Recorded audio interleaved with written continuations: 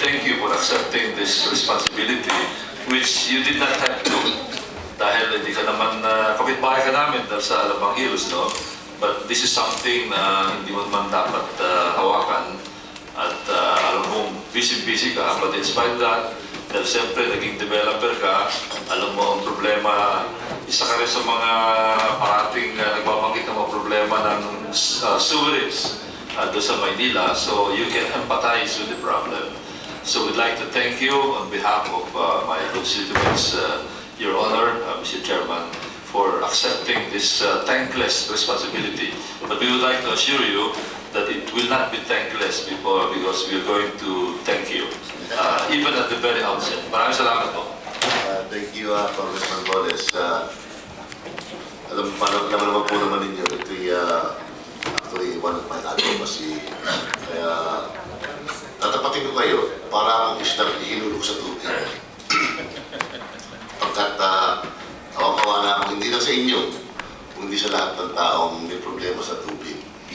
Because when I was with HATC as Vice Chairman, I received numerous complaints from homeowners, from developers, from buyers under PD 957. So, handa-handa po tayong ma-resolve ito. At I think we can come up with a happy settlement. Kaya sana po natin, ako would like to start the ball rolling yung bang PF. Acknowledge muna po yung mga President. Sorry. Mr. Chair, we wish to acknowledge the presence of the following. From the Office of Congressman John Sitan, Mr. Bernard Reyes and Mr. Lane Akable. From the United BF Homeowners Associations, we have Mr. Leonard Sale, President. From BF Homes Incorporated, Attorney Carmelo Mendoza. Engineer Fernando Javier of the Philippine Motor Works and Construction Corporation. From Maynila, we have Attorney Maria Nina Gilbert. With her are Attorney Melissa Linga and Ms. Marifer Pageta. From the HLURB, we have the Commissioner and CEO himself, Attorney Romulo Papulo. And representing the MWSS, we have Attorney Antonio Villamor of the Office of from the OGCC. That's all, Mr.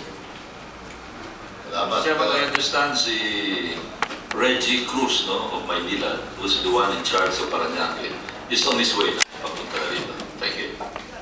Okay, so would like to make the initial offer.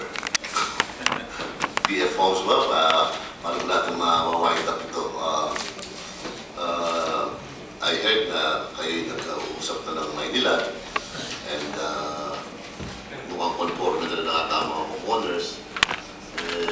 Sana nga, para matapos na namin agad ito. Meron pa kayong sa Jari Maito eh, Jari ito. So, would you like to make a statement, Attorney Mendoza? Magandang hapon po, Mr. Chairman.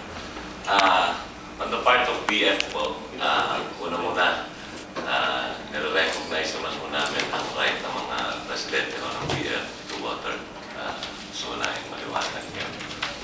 Ngayon, kami naman, meron din kami yung right na aming ipinaglalaban bilang property owner. Masakit nga lang ho na naiipit ko ang homeowners. But napakaganda at salamat ho na nagkaroon nga tayo ng ganitong venue para mapag-usapan ito and once and for all masettle na ho. Sa parte ho ng BF, open ho kami sa settlement and in fact, matagal na ho kami nagkakausap ng Maynila yung tao bago ho ito umabot pa doon sa korte. Ang amin hong napag-usapan noon, initially, sila ho ang magsusupply sa amin ng tubig in bulk. At ibibigay ho nila sa amin ito ng parang 24 pesos per cubic meter. At ipapasa po namin ng 49. Initially ho, ang nag-umpisa sa 56, naging 52, hanggang sa nagkasundo po ng 49. Nung time na hong yun, may pinaikot na ho yatang parang survey ang munisipyo sa BF kung okay sila. At may mga nakita ho kami noon na parang positive response.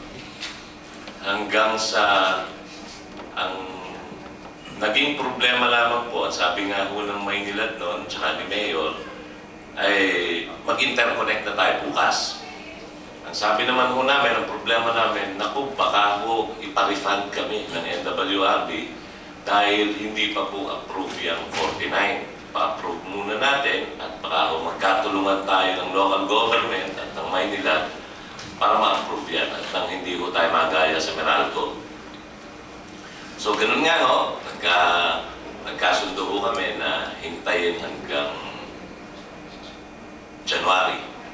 Buwan itong taong ito, 2009. Pero, ang masakit ho, hindi ho na-approve ng NWRB. At na-deny na ho yung aming application. Sa kadahilanan daw ho, principally na ang Maynilad is no longer willing to supply water in bulk to us. Alam mo, Atty., totoo po yan, no? Actually, nabigyan lang ako ng pagkakataon kahapon, Roy. Sasalta ko dito sa party. Hindi naman ayos yung sabi natin dito, no? Kung kaka-shortcut ka, bakit ka maglulong ka? Diba? Kung ang core current price eh 23, 24, 28, bakit napapasok sa 59? So, para sa mga consumers, may napantapin yung attorney. Ngayon, sinabi ko naman nung umpisa, ako naman yung dati ng developer, kami nagmamadali kami ng mga panahon na yun, na i-turn over namin sa homeowners, yung parks, yung parks, right-of-way, mga roadways, pati water. Hindi namin negosyo yung magpatubig eh. Ang negosyo ng mga developers, pag-develop, ibenta, tumalis na. Ayaw nga namin makialam sa mga homeowners eh. Dito, yung sa BF, ang takayanin nyo dyan eh. Hindi na naman email yung BF eh. Kasi totoo lang, hindi na kayo developer. Ang kaya namin, kami yung nag-develop ng Alabang Hills. Ako nag-develop ng Alabang 400, pero hindi na akin yun. Ang may akin nun eh, yung mga bumili ng lupa. Kaya kung meron gusto mga alaga nun, more than the developer, gusto mo homeowners. So, alam natin na may hanap buhay sa tubig. Okay yun. Pero, kung ang consumer ang tatanong